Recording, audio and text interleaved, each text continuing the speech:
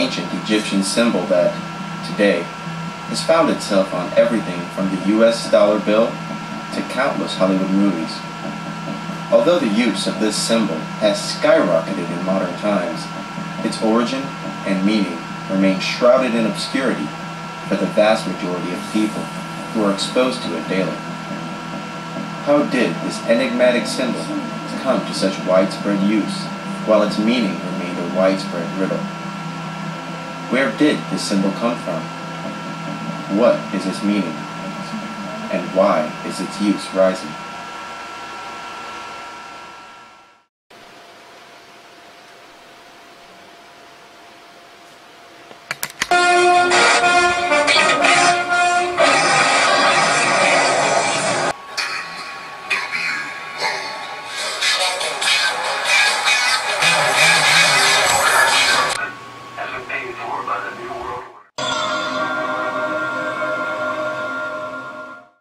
Hey guys, I just did a speech at my college on secret societies, and I thought I was going to get booed or laughed at or something, and I actually got interrupted right in the middle because it was obviously way too long, and in fact everybody was stunned silent, it seemed, and then a few people wanted me to keep going, so I thought that was pretty cool. So hopefully I got some good information that you guys are going to appreciate, and hopefully this project will turn out a little bit more successful online when I can include most of my visual aids and stuff, because I ran out right at the good part. It sucked. Anyway, here we go. I was talking about what Isaac Newton, Leonardo da Vinci, and Benjamin Franklin all have in common.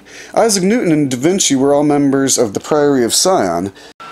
The Priory of Sion is a myth, one of the world's oldest and most secret societies.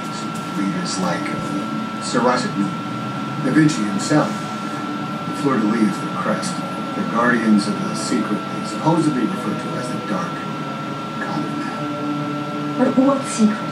The Priory of Sion protects the source of God's power on earth. Benjamin Franklin was a Freemason, and what's interesting is the Priory of Sion, Freemasonry, and, what do you call it? The Knights Templar. It all started over 1,000 years ago when a French king conquered the holy city of Jerusalem.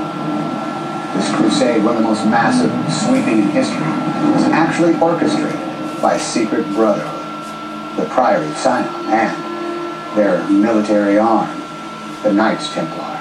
But the Templars were created to protect the Holy Land. That was a cover behind their true goal, according to this myth. Supposedly the invasion was to find an artifact, lost since the time of Christ. An artifact, it was said, the church would kill to possess. Did they find it, this buried treasure? Put it this way. One day the Templars simply stopped searching. They quit the Holy Land and traveled directly to Rome. Whether they blackmailed the papacy or the church bought their silence, no one knows, but it is a fact.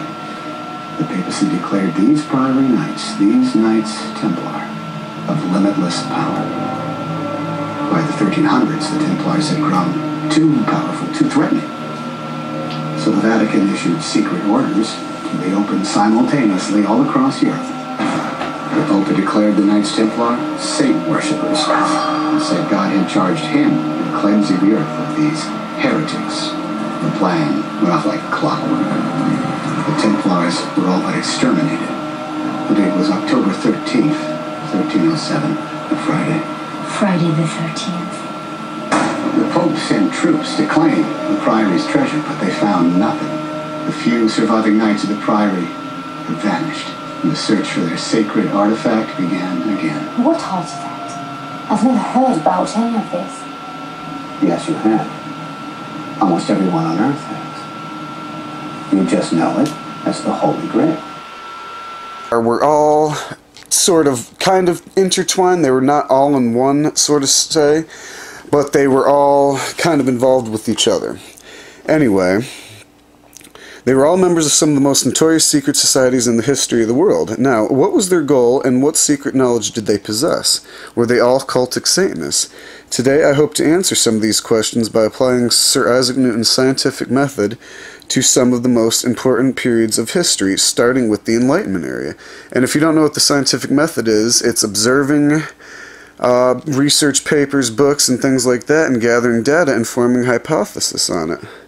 Now, were these men rare specimens of once-in-a-lifetime genius, or did they achieve their knowledge through more sinister means by selling their souls to demons? The Greek word for knowledge equates to demons, so I suppose it is possible. Conspiracy theorists argue that modern mystics knew how to open ancient stargates that allowed communion with the gods. And that is true. If you go back and you look at some ancient... I think this book was written by a Mason, this C.W. I'd really recommend this one. This is called Ancient Mystic Rites, and I think this is Set... Or no, that's Set or Sekhmet. I can't exactly remember. I just know the gist of the story. And this is Ra, or Amon-Ra, and he's basically the sun god, and that's where you'll see the, the Illuminati eye. That's his sign.